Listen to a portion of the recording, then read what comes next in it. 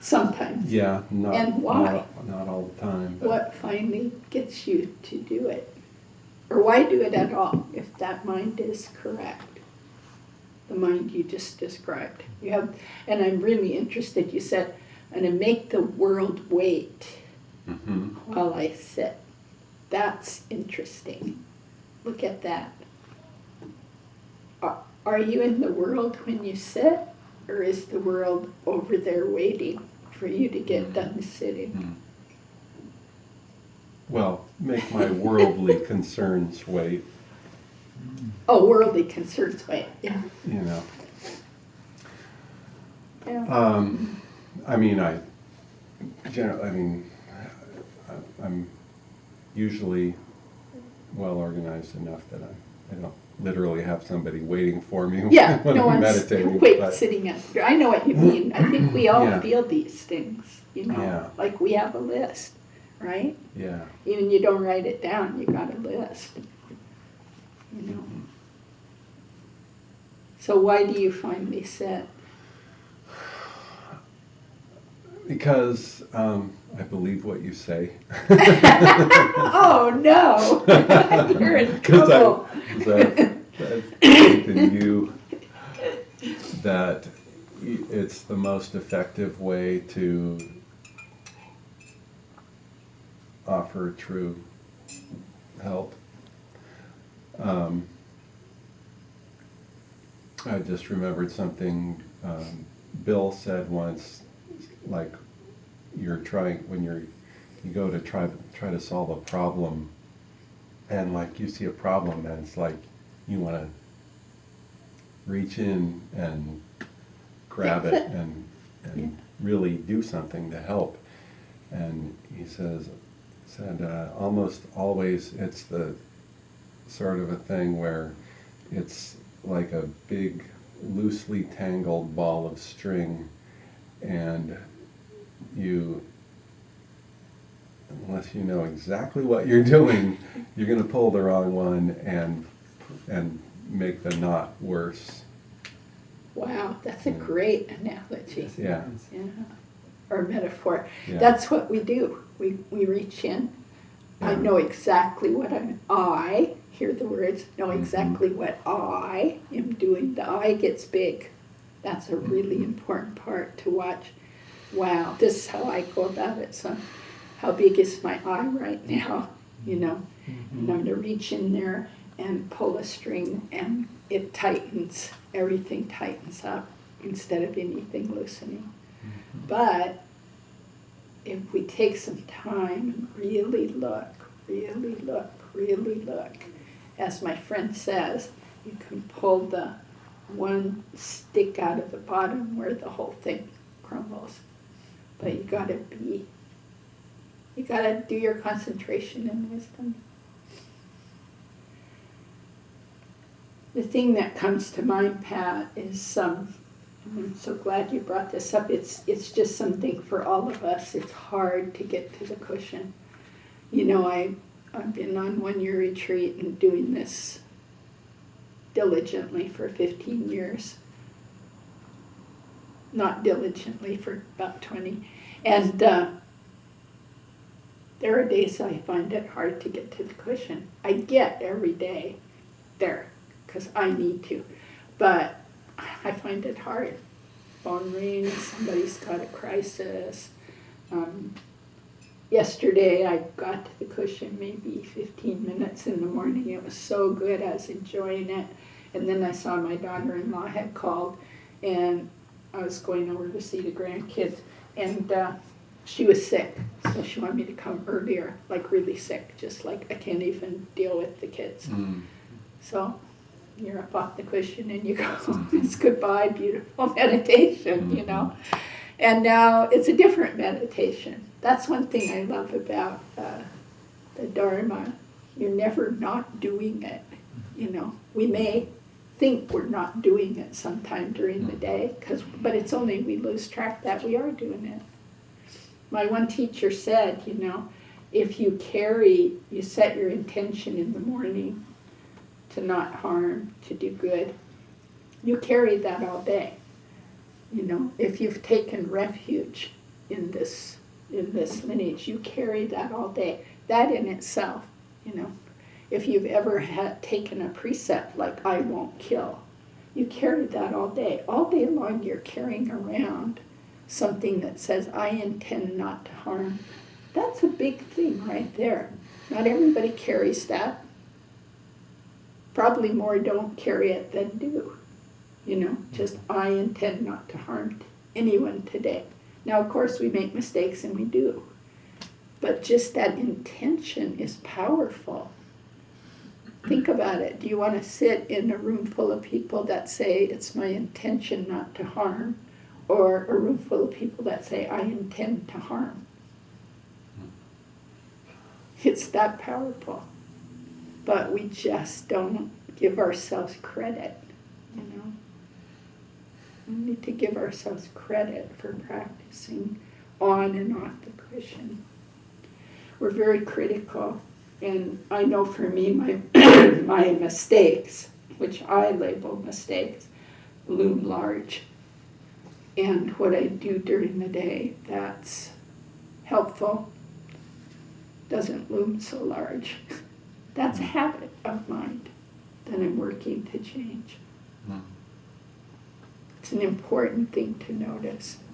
Our culture is really rife with that. Hard on ourselves, hard on ourselves, hard on ourselves.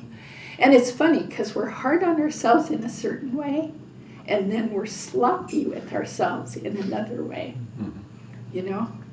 So it's not straightforward, but we're hard on ourselves about not noticing our basic goodness. Not noticing our basic goodness that flashes out all day, And then we're sloppy with ourselves about, well, you name it, not getting to the cushion, or, this busy mind, or all caught up in the worldly concerns, my gain, my pleasure, my good reputation, my praise. We're sloppy that way, caught in it all the time. But then we're mean to ourselves, and we don't coach ourselves out of it in a way a good coach would. Like, okay, you didn't make the mark that time. Yeah, let go. Now, what are you going to do next? In an encouraging way.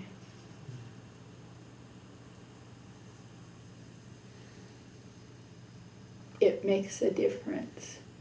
Every single thing we think, every single thing we say, every single thing we do puts karmic ripples into action. And they go and go and go and go. That's amazing. And that's where we can make the hugest difference, when we see that.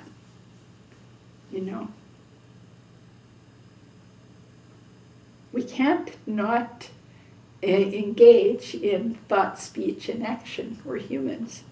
And so we're always creating karma. Always. So we just have to focus on what kind do I want to be doing. Catching thoughts. Going, wow, do I really want to go down that road?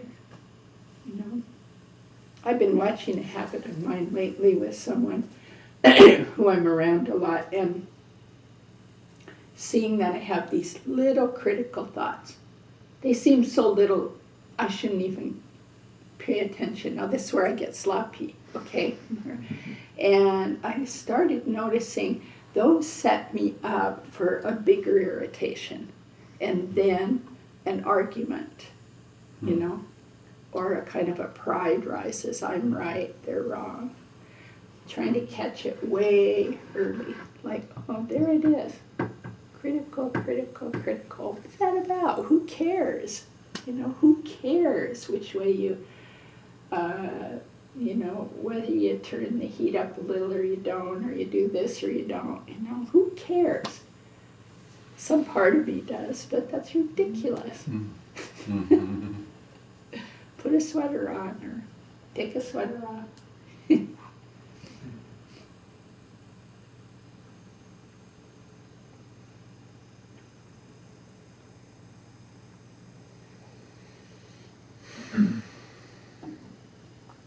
Bob?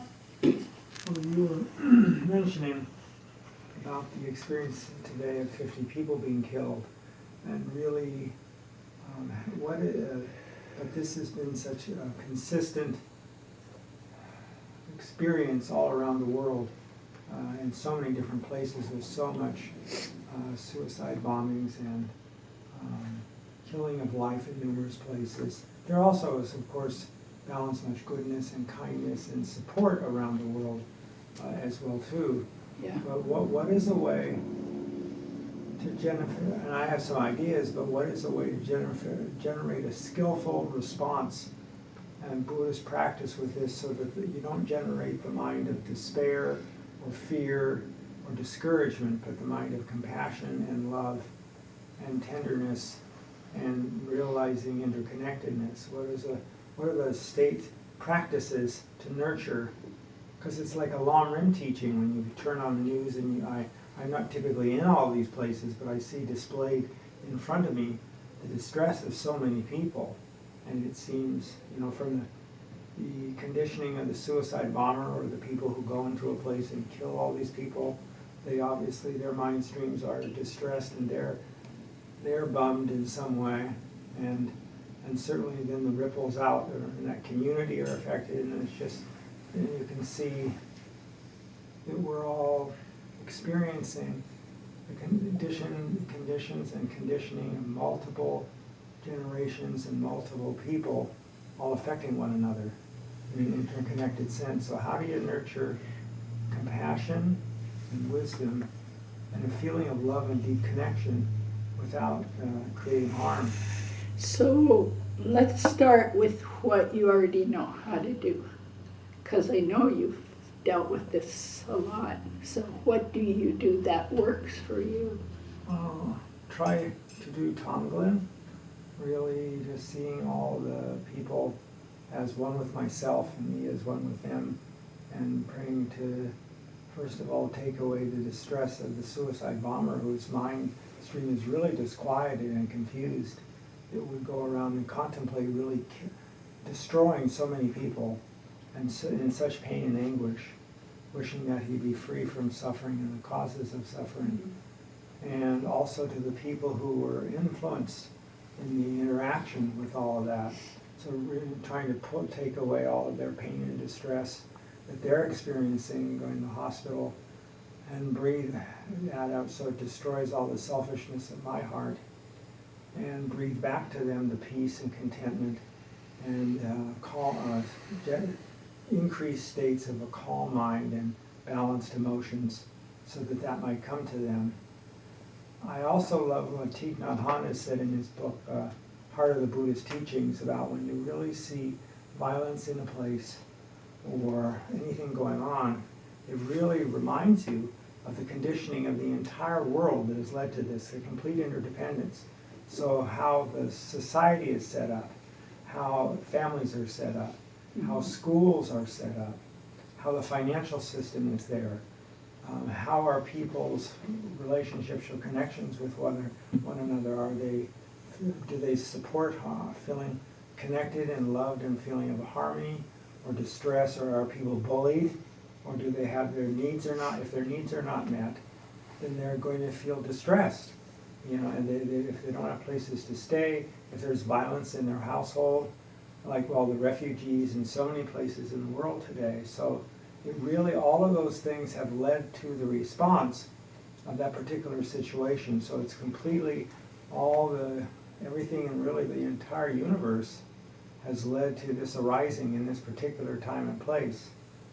And so like Pat was talking about, how do I personally send out energies that can promote healing, although it's I don't understand how it could do it, but sending them love, feeling their distress, sending them love and encouragement, and then really seeing how that really, as you mentioned, if you have 100 people in a community or area sending out positive, healing, good thoughts and actions, it creates heaven on earth. If you're with 100 group of people who are contemplating blowing one another up or other people up and sending out distressing actions on earth, it brings hell on earth. Yeah. And, And all that is just the mind. It's just the mind. Just the mind that shifts one way or the other. Right. Well, as you were listing, you know, what Thich Nhat Hanh says about our interconnectedness, myself, I just felt overwhelmed. So, because I can't go fix the economic system, No. and I can't go, you know, over to the Middle East now and start peace talks and things like that. Some people can. Mm-hmm. You know, we've seen people who have developed themselves to a level where they can have a huge impact on the world. You know, Gandhi, Martin Luther King, Nelson Mandela, you know, I mean, huge impact on the world towards peace. Even they still have their human foibles. The Dalai Lama, you know, huge impact, huge impact. Think of the world if he had never been around, or the Karmapa, you know, pretty scary. So there's something, and it came up this morning too, talking about the Orlando killing. There's something in us. I like what Pat said, I'll blame it on my culture. You know, not, you know, kind of, I think you were being a bit ironic there, but not blaming it, but it is important to look at our culture. And there's something about our culture that is so, you must act. And that means physically act or verbally act. You know, there's that funny Buddhist saying, don't just do something, sit there. And that's kind of reaching into the ball of yarn and pulling it. Don't just do something, sit there. But because we're so trained in you must act, you must speak or move, when we don't do that, we really don't believe we're doing anything. We think we're not doing anything. And it's as though mental action, in classic Buddhist teaching, mental action is action. It took me a long time to get that. Speech, you know, body, speech, and mind, they all create karma. The mind is acting. It's just as acting as anything else. In fact, the Buddha always says, mind, foreshadows everything. Calm mind, you're going to get calm. Active, crazy mind, you're going to get active, crazy. You know, mind goes before everything. Like, what do they say? The horse pulling the wheels, pulling the cart, the mind first, then everything follows. So it's interesting, we don't really count that. We don't As count action. it. We don't count mind as action. And yet, really, it's so much action that I'm going to say that again. If I was looking out at the 6 of you and you're all hating me, but you're not moving and you're not speaking, I am going to know that. And I am going to reverberate off of it. So how come we don't count that?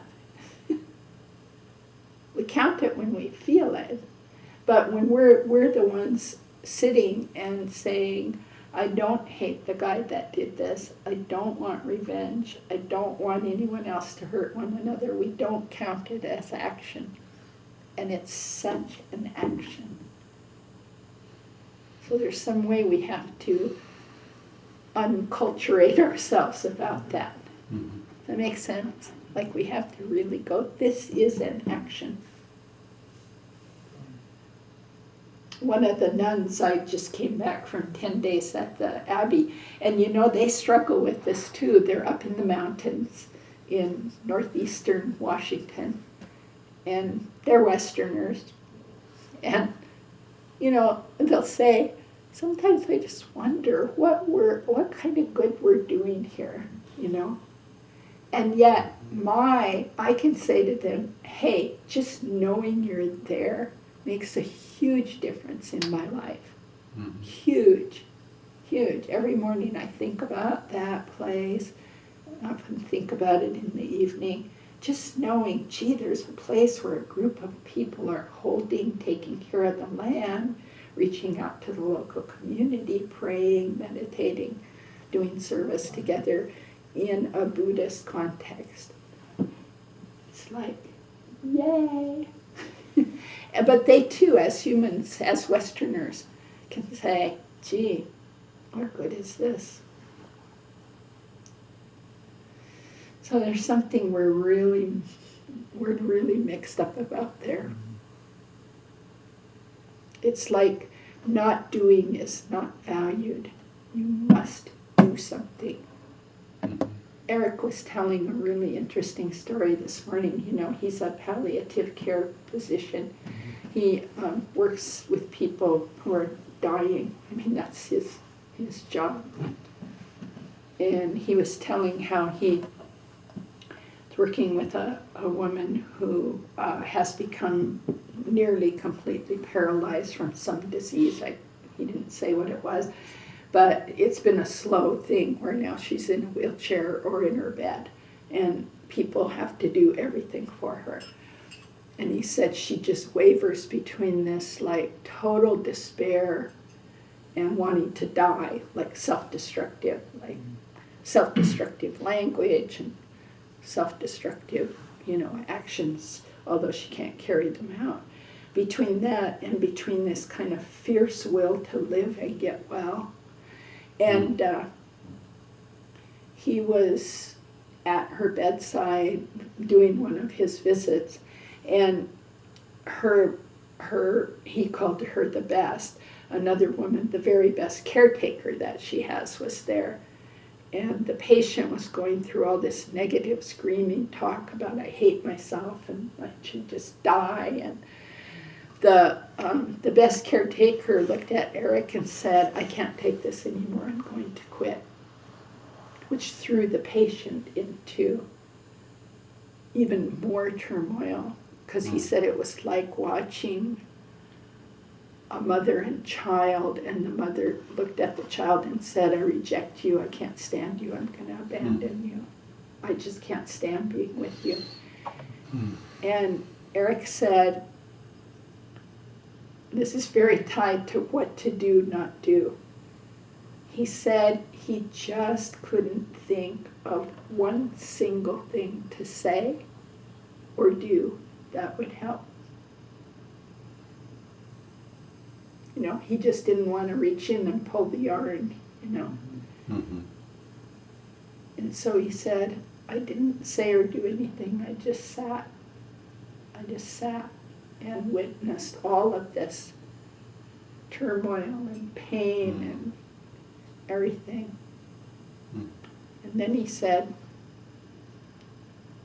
I had to look at them and say, I have to move on to my next client.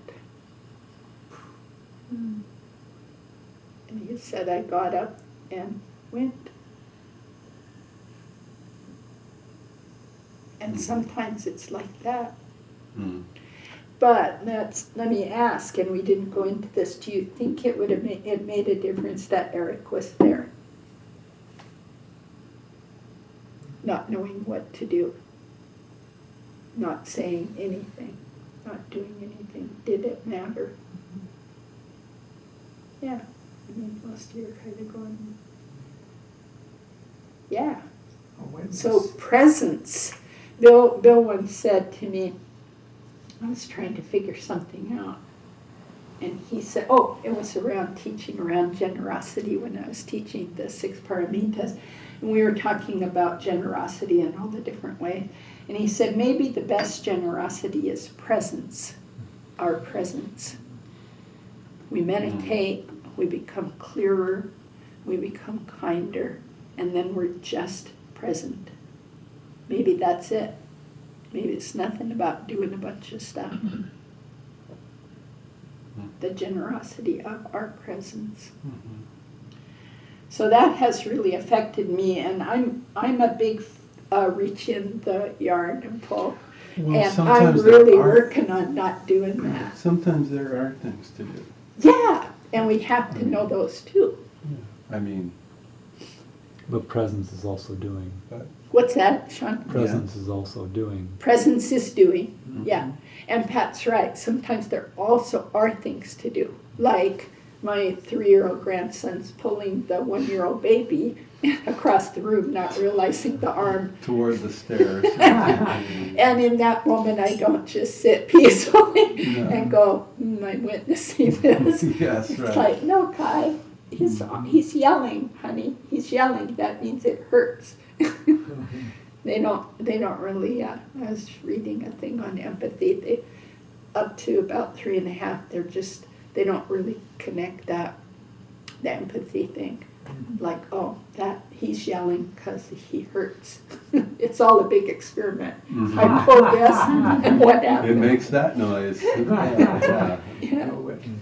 But yeah. So what did you mean when you say sometimes there's something Well, to do? just that when then there are things sometimes that do have to be done, and it's harder to keep your center when you start doing things and you get involved and you got to run over here, run over there. Yeah. It's easier to get distracted. Yeah, and off center, even off our values, off value, I would call it. And that's why all the teachers do this and say this: live as simple a life as you can. And that doesn't mean give up your family and go to the monastery. But I'm watching my 2 sons as they're in 35 and 40, and how they pile things onto their own life, and then they're really stressed, and then they pile more things on. Like, we have to go to the Rose Festival, and we have to go here, and we have to take the kids there, and we have to do this, and we have to do that. And it's like, no, you don't. All you have to do is provide the 4 requisites of shelter, food, medicine, and clothing, and maybe try to be quiet. I just had a really good talk with my daughter-in-law yesterday about how stressed she is, and she's got this very big job at Providence Hospital, 2 babies at home, one who she's breastfeeding and pumping milk for, and and a house to take care of and all of that.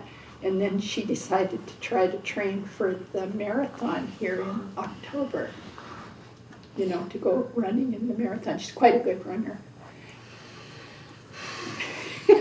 Just like, Are you already running a marathon? yeah, there you go. Aren't you already running a marathon? And it's not critical of her. Actually, she brought it up herself as I just listened and resisted my reaching in and pulling. She said, maybe I shouldn't train for the marathon. And I said, maybe not. Maybe that's too much right now. And I said, why do you run? And she, just exploring what's in there for her. So, but my point is, we all do this. We add on. And I think one of the things I've learned on this path, and it gets easier as you age, because you just haven't got the stamina, to keep adding on. That's one of the beauties about getting old. You just don't have the stamina to fool yourself. Like, add on, are you kidding? I gotta go take a nap. But watching as I simplify my life, and then the pull to add on and just keep going. Well, I'm actually choosing these. No one's making me add these things. you know, I'm choosing it. And just getting more aware of, so what stress that adds. I mean, certain things we have to do. If you're married and have a family, there's certain things you have to do. The phrase that's been popping into my head the last couple of weeks is, who's driving this bus? Yeah, and then we find out, ooh, it's me. Mm-hmm. Gosh, whoever's driving this bus is a That's nutcase. crazy. It's like, And then you go, we weren't trying to go here. What is this? and then you go, Terrible. oh, it's me. Yeah. So, you know, what could I let go of? And then watch the gripping, you know. I don't want to let go of that. I don't want to let go of that. I don't want to let go of that. And the pull to do more add-on. I want to add Jeff's art class out at SCOL. I so want to add that on. And I looked all through my calendar and went, Zopa, that's just like so not going to happen. And so then I have to deal with my disappointment. Oh, I'm a limited being. Okay, darn. I don't like that. I want to take the full-time job out at SCOL and still teach here.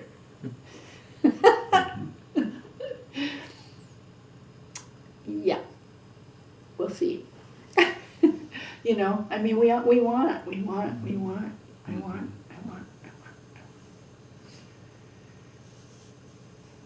Then we get it all and then we're not happy.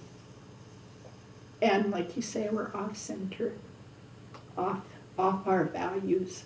Generally, we're stressed, anxious, and irritated. So then something like Orlando happens and we don't have any room for it. It's just like, I can't think about that. But we can think about it for 5 minutes at least and do some Tonglen. You know? Doesn't have to be a big deal.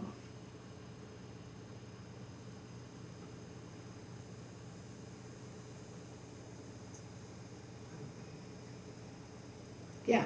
I was just going to say also in using mindfulness practice to notice what is our capacity, and as we create and dynamically create the continual changes of the recipe of our life, and how I do it in what is the balance between meditation and quiet and all the activities of daily living and the things that keep me alive as a human being.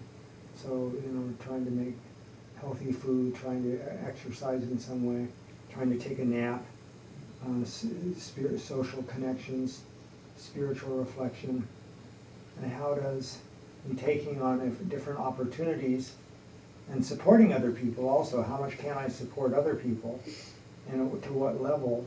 I think that's for me has been the most difficult thing to nurture a balance with is balancing the care of myself with the care of other people and all of that. And I think, as you mentioned, as you get older, then your capacity diminishes. But then, at least so on my path, I've gotten off track numerous times in this and really nurtured a distressed mind and a frustrated mind. I had a very compassionate mind, but not very wisely compassionate. Yeah. And so then finally I realized, well, darn, I'm helping everyone around and being barking at dogs, stressed and overwhelmed and not very happy as I'm trying to do altruistic acts that are really wonderful for the world. And so it's been kind of humbling to realize, sweetheart, you are in fact limited, dear.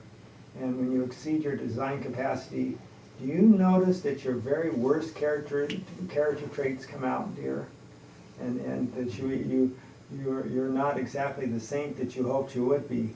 Yeah, I loved what you said at the Abbey one day. You said, sometimes I notice, apparently I've reached my limits. Like when you're just malfunction imminent. Apparently I have reached my limit here. Yeah, and I think that's the important part to compassionately notice. Yeah. I have a part that really, really does care, And I love that part. It's a wonderful part that really, really cares. And it's useful to have it balanced with, sweetheart, what can you really do in this moment?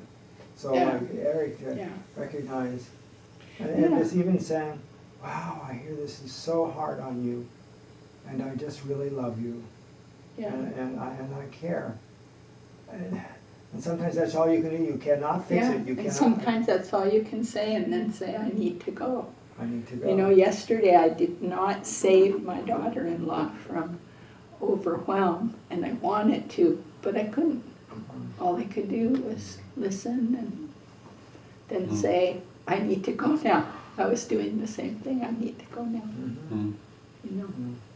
And we support each other's, each of us learning about each of these issues for ourselves, because I think we're in a culture where we're all collectively learning this kind of balancing all of this, and so as I learn it, they learn it, but it's a dance, back and forth. It seems that sometimes we're the lead, sometimes we follow, sometimes we fall on our face, and if we don't give up and are kind, then we can learn something.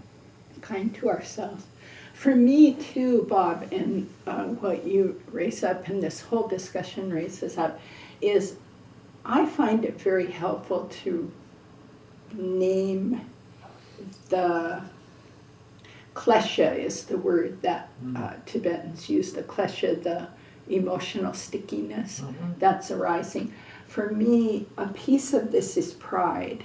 Pride in being a helper. And pride in being a really good helper. And, you know, stories like Eric's this morning, or watching the Dalai Lama, he doesn't try to be a really good helper. You know, that's an identity. That's what I'm trying to get at. The pride of a certain identity. We have identities.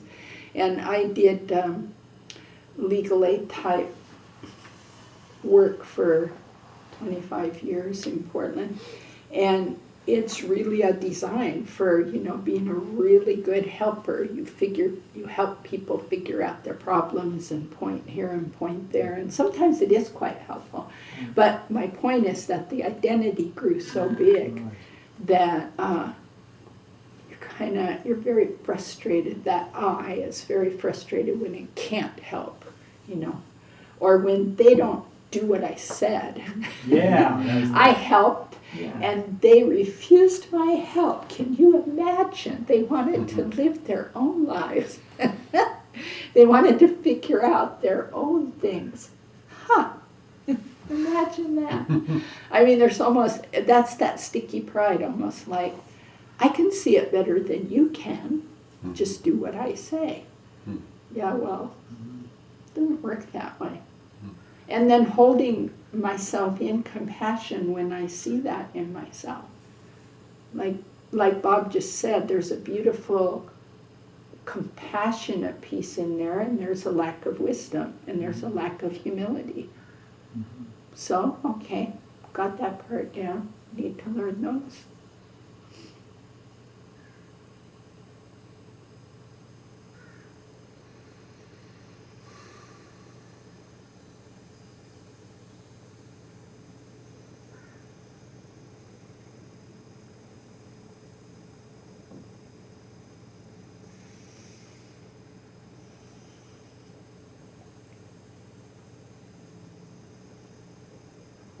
So I think one piece of this is getting clearer with ourselves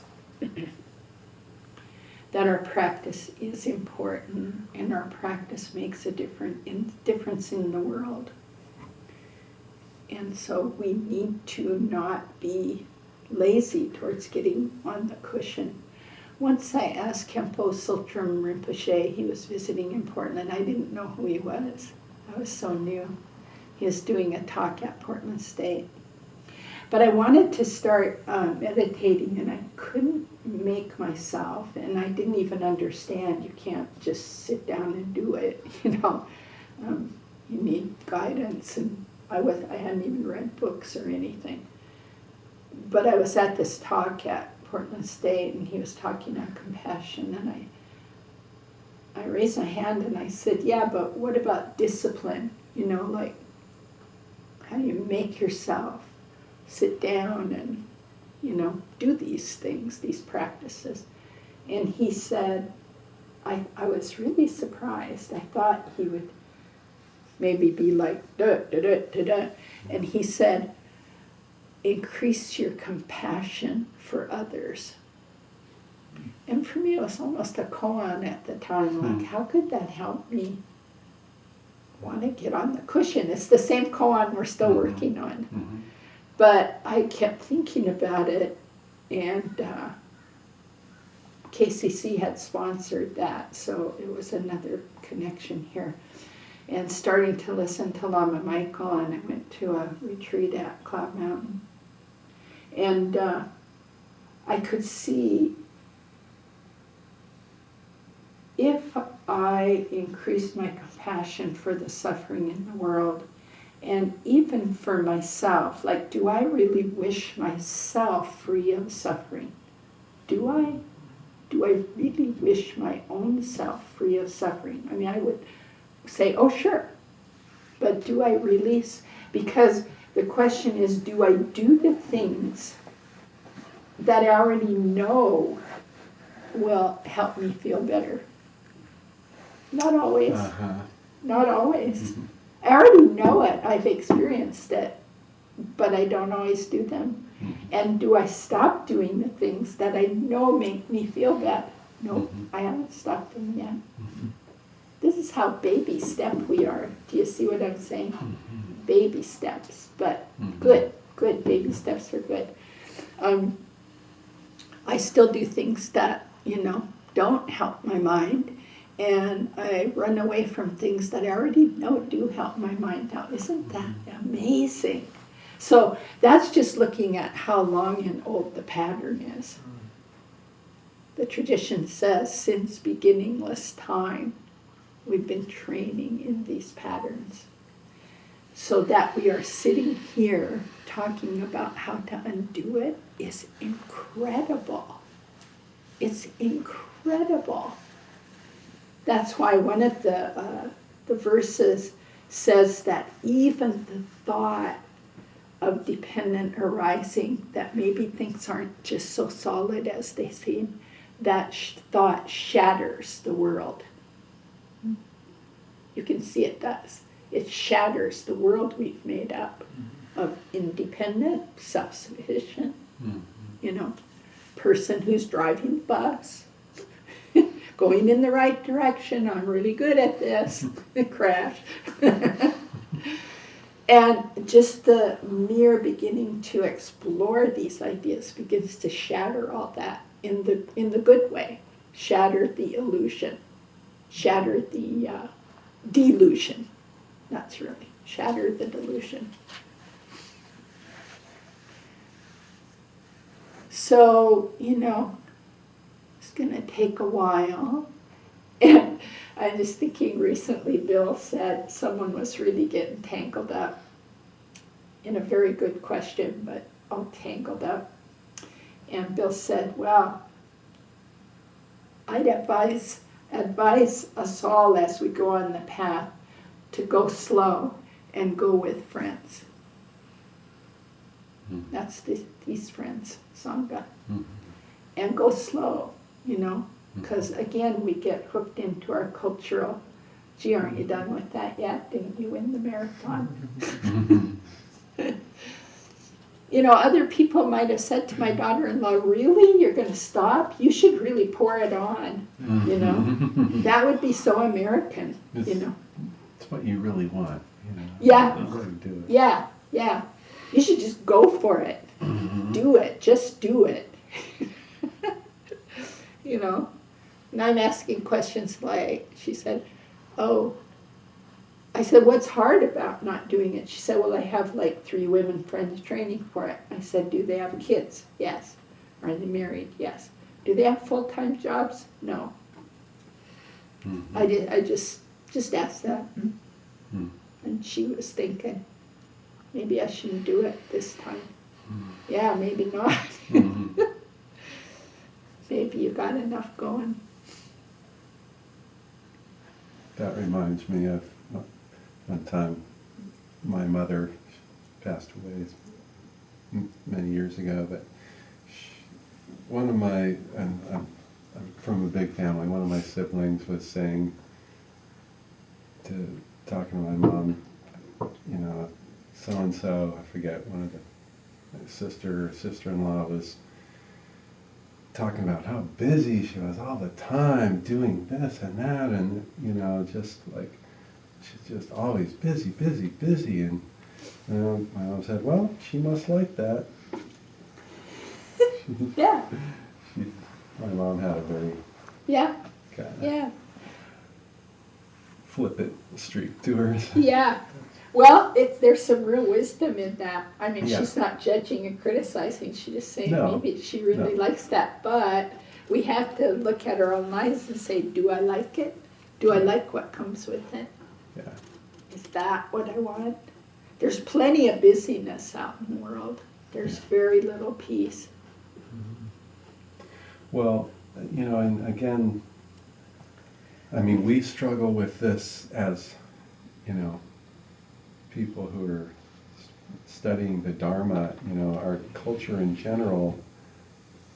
I mean, not to say it's because of those people over there, but it really is, you know, popularly completely misunderstood that, you know, the value of doing, you know, it's like, at best, it's like, well, that's kind of, you know, that's fine, it's kind of self-indulgent, but, you know. The sitting, Yeah, you know, self-indulgent. yeah, or like, you know, like going on a Yeah. retreat, it's like, oh, how nice That's for nice. you, you know? Yeah. That must be really relaxing, probably, you know, you're gonna get your nails done and, you know. Yeah, and leave your partner at home to take care of the house Right, and work yeah, hard, yeah. and you go off on a retreat. Irresponsible, yeah. But this is where we need to get strong, you know, Mhm. where we need to, and I don't mean pushing it. For me, it grew quite gradually, but grew to the point where I left my house and, Mhm. you know, went off,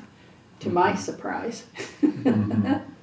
And at that point, it was tough because there was almost no one in my family, and certainly not my partner, certainly not my son, certainly not my mother. My sister she didn't like it, but she wasn't talking about it. Mhm. The others were talking at me. Right.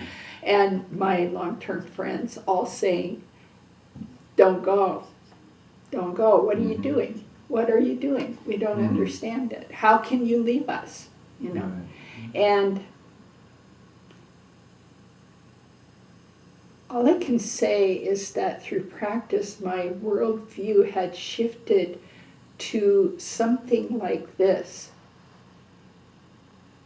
In my heart, and I didn't say this to them because it would have just sounded so whacked out, but in my heart, I feel like if it's true, time's beginningless and endless, and if the teachings are true, that the very best gift I could give to you is to go do this, is to learn who I am and what a human is and what my true nature is, and therefore what your true nature is. So this is the gift I can give. And yeah, in the short term, it's like tearing skin off to leave your family like that. Mhm. And it really felt like that at times, just like I can't stop your pain about this, and I still have to do this. Mhm. And but it was that shift from practice to the Buddhist worldview. My teacher calls it the Buddhist worldview, which does open time up. We've been everything to each other, you know. Your wife has not just been your wife life after life. And you've not just been her husband life after life. That opens up an interesting thing. Mhm. She has her own karmic trajectory through time that she's working out. My son has that too. You know, it's not to say then we don't care.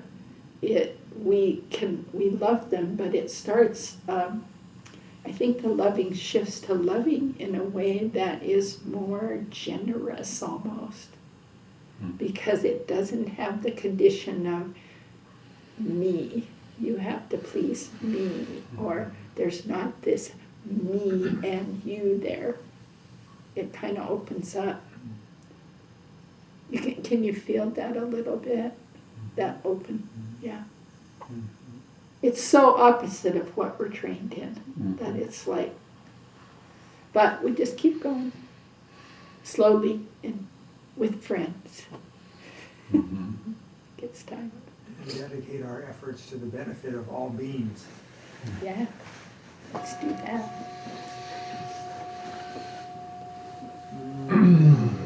By this virtue may I quickly realize Mahamudra and establish all beings without exception in this state.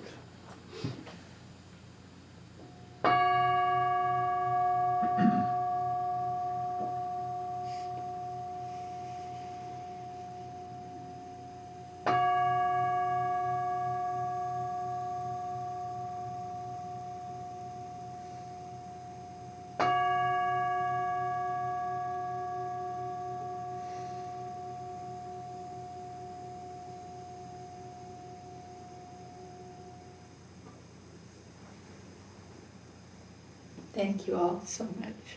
Thank you. It's always good to be with you.